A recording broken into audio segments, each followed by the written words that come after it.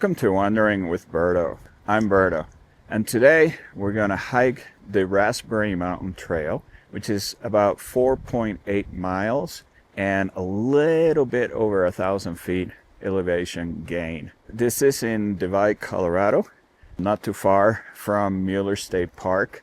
It is a very steep hike in which the 1,000 feet elevation gain happens in about 2 miles of it.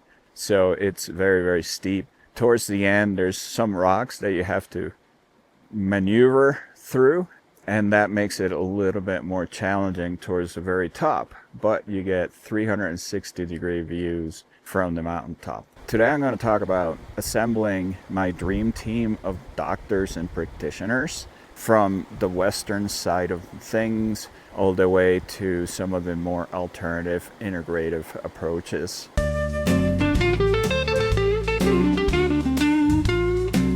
Once I learned I had cancer, my urologist from UC Health brought my case to a tumor board that reviewed the case itself, and they came back with a recommendation, which was a combination of hormone therapy with radiation as well. He said that they did not recommend doing surgery because of the fear of actually spreading the cancer even further. So that in itself was out of the picture, so it wasn't something that I should be doing. At that point, you don't know who to talk to as far as finding the right doctors. So the first route we took was asking for recommendations to see what people say as far as who is the best oncologist in town for radiation, who's the best for medical. At first, we went up to Denver, South Denver, to see a radiation oncologist who was also with the UC Health. He was a referral from the urologist. We drove up to Denver, and the radiation oncologist basically laid out the same plan that the tumor board had come up with, which was the combination of radiation with hormone therapy as well. He did say that the radiation part, I should get it done closer to where I lived. So there's a lot of sessions that I would have to go to, and driving up to Denver was just not a possibility or really make any sense logistically. So I was now in the hunt for a doctor, a radiation oncologist closer to town. So let's start the hike, and I will tell you a little bit more about how I assembled that dream team.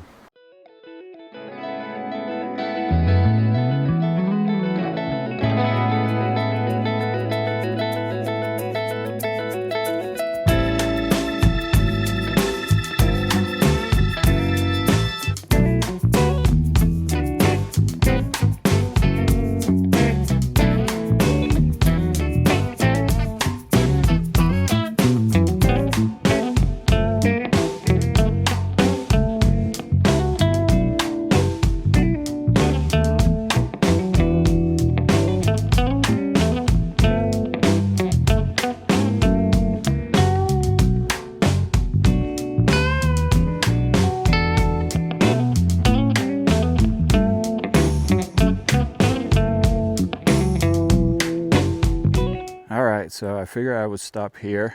It's pretty early in the hike, only about 0.13 of a mile. There is this rock formation, which is kind of neat to see. So I would suggest kind of stopping and taking some pictures and check it out. So the second doctor, which I call Dr. Death, was a urologist as well that was recommended by friends, saying that he had some experience on the prostate cancer side of things. So we scheduled an appointment to meet with him. We get to the building and we check in. The nurse takes us to the back where the exam rooms are. We pass the nurse's station. At that point, there were a couple of nurses joking around with this doctor. So we keep going and we go into the room. We waited a long time for the doctor to come.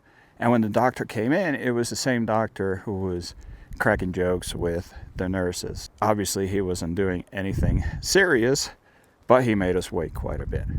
The doctor came into the room, and he had this very somber look on his face, like if I was dying. He put his hand on my shoulder. He said, "I'm so sorry." And it felt like this is an individual that had no hope for me, and it didn't feel right. He kept going and talking, and he kept pushing for surgery. Now, the tumor board had already said no surgery, that I shouldn't do it. It would spread the cancer even further and farther. So at that point, I knew that this doctor, all he wanted to do was do the surgery, make money out of the surgery, and he really didn't care if I live or died. So this is a good lesson as far as you have to find a good team, and you have to find doctors that are willing to go the extra mile for you and make sure that you live. You have to find doctors that are positive about you, that will think that they can actually make a difference. And in this particular case, that doctor was not the right person for me. So I figured that wasn't a member of my dream team, and I kept going, finding another doctor. So let's keep going.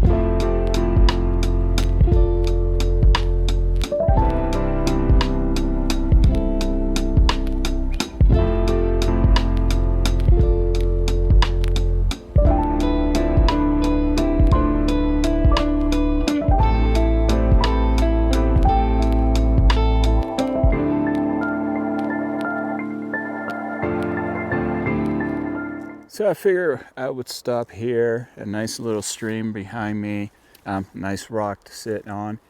This is about the midway point. We're a little bit over a mile up. So far the hike has gone up and then down, down, down. So this is why the next portion is very, very steep because it kind of goes down. So the 1,000 feet elevation gain happens in a very probably a mile and a half. So it's pretty challenging from this point on. So at this time, I'm going to talk about how I found my second member of my dream team. This is somebody who was very much recommended by a lot of people. His name kept coming up every time we asked around for oncologists. So we knew this was the person to really talk to, and we knew that we needed this person in our dream team. So we called, tried to make an appointment, but he was about 4 months away before we could actually go see him. And we just couldn't wait that long. So we needed to see if there was some way of getting an appointment sooner. So during a party, a long time ago, it was about 8 to 10 years ago, my wife met his wife and exchanged, Facebook accounts and things like that. So my wife Facebook messaged his wife and told her about my situation. And the next day, I had an appointment. So I was able to go in the following day. So after getting the appointment with this doctor, who is part of Rocky Mountain Cancer Centers, we go in and meet with the doctor, and he was a wealth of knowledge. He sat down, explained every treatment to go through, and he explained everything with detail and going treatment by treatment by treatment, and why he would stack 2 of the treatments together, because it shows that the probability of longer living was increased by stacking these 2 medicines together. So the plan came down to Eligard, which is an injection that is taken every 6 months, and that lowers your testosterone level from when your testes produce it. And then that was stacked with a Satiga, which is a set of pills that I take daily to basically suppress any other organ or tissue or cell from producing testosterone as well. Now, the androgen deprivation therapy, which is the hormone therapy that suppresses the testosterone, he recommended a 2-year treatment plan, continuous, for those 2 years to maximize the effect of trying to kill the cancer cells themselves. Starving them over 2 years, the probability of killing the cancer increases dramatically. Before I met with the medical oncologist, I had already made an appointment with a radiation oncologist closer to us, also from UC Health. The appointment was the following day from my appointment with the medicine oncologist, and by the time we got into the appointment itself and met with the doctor, he had already talked to the medical oncologist, and they were already in agreement as to what the treatment plan was going to be. On the radiation side, we were looking at 2 different styles of radiation. For the spine, it was SBRT radiation, and that was 5 different treatments of very, very high power, intense radiation. But it goes through your body as low power radiation, which causes minimal damage to your tissue. And when those 2 beams connect, that's when the high power radiation is produced exactly at the point where the cancer was.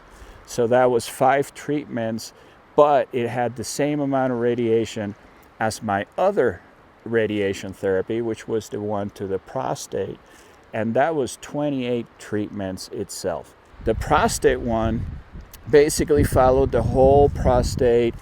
The lymph nodes nearby were also targeted, as well as the parts of the cancer that was spread outside of the prostate itself. Those were 28 sessions of less radiation than the SBRT. It was daily, as opposed to the SBRT that was scheduled to be every other day, twice a week. Okay, so let's keep going up and I'll keep telling you my story.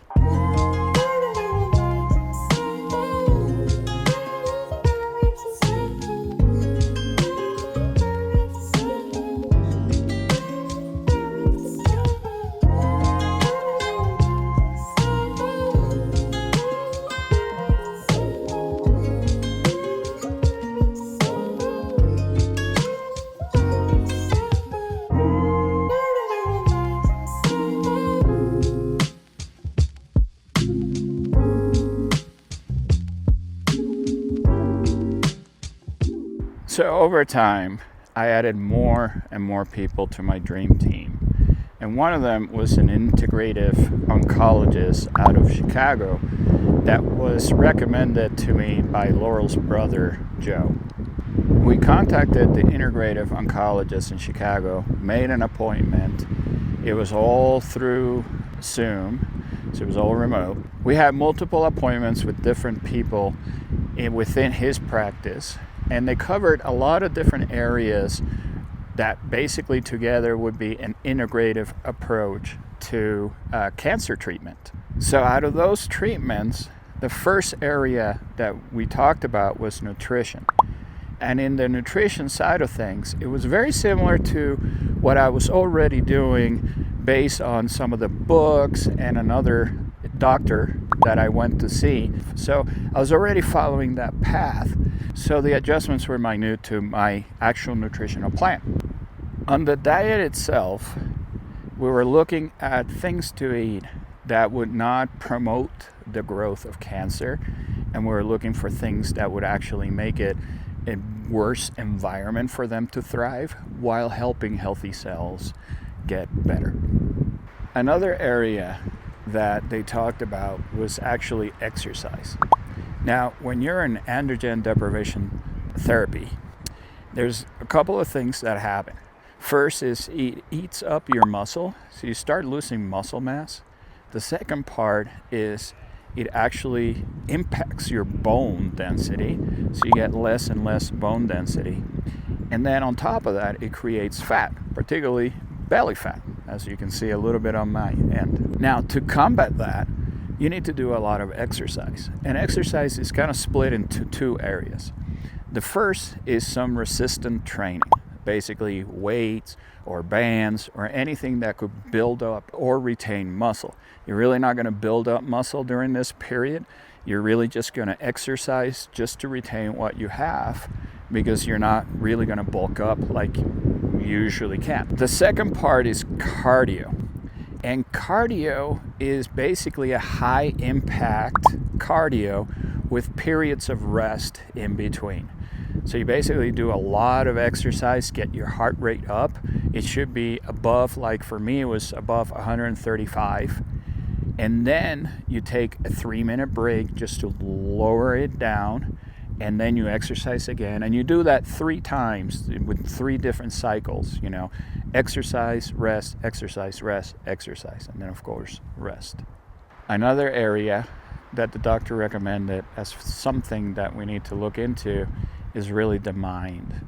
And that's the reason being is that stress creates a lot of inflammation, and it actually makes your body more susceptible to growing cancer.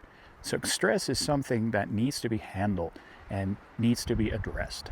The doctor's recommendations really was doing a lot of meditation, and the meditation really was a combination of breathing exercises, body scan where you kind of go through your body and relax your tense areas.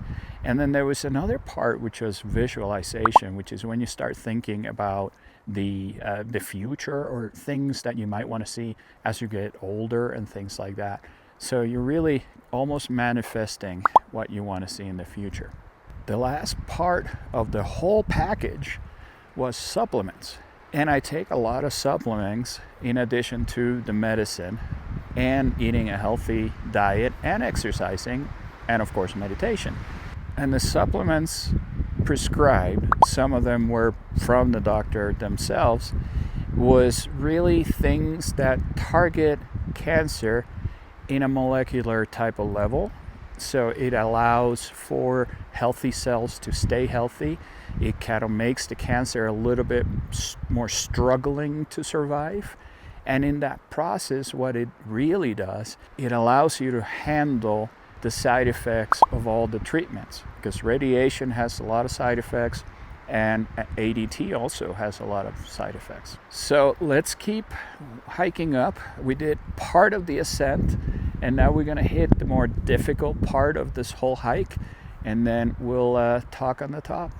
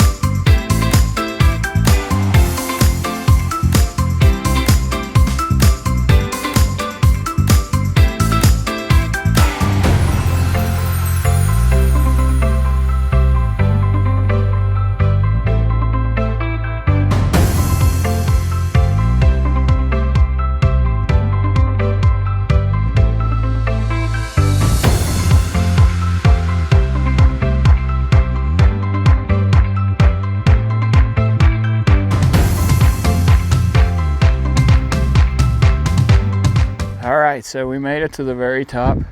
View is spectacular. We didn't get to the point where it's like full 360 because it was kind of a hard climb up there. So just to get to even this spot, you have to like climb over different boulders and things. So it's a little bit more challenging than, your average hike.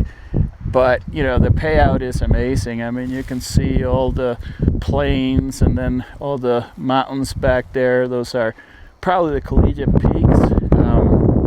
So it's pretty neat. So we covered assembling your dream team. whether they're doctors or other type of therapists or practitioners that will help you through this journey. The fact is, when you first get diagnosed, just trying to find who to help you through this, it's a very difficult process. It's very overwhelming because you really don't know much about what you have as a disease and how to proceed forward. So you go by people's recommendations, maybe you read a little bit online, but basically you want to gather as much information as you can before you go forward. Always recommendations are key. That's where you figure out who's really good in your area and who's going to provide, the best service. But I do recommend that you don't just stick to, your medical oncologist or your radiation oncologist or even the surgeons if you need surgery, but also look beyond that. Integrative oncologists are great to help you with things that are outside of just the treatment. Looking at the body and the mind and how to treat both areas of it. You should really talk to an integrative oncologist if there's one near you. For me, I had to fly to Chicago to meet my integrative oncologist and do some of the treatments that he does there. So if you like this video and you learn new things, just click like and subscribe, and you'll be staying in the know as far as new videos coming out. I will have quite a few coming out, kind of talking about the rest of the journey in my cancer treatment. And there will be all sorts of tips and ideas and things like that may help you through your own journey if you happen to be fighting cancer at this time. Peace and love, everyone.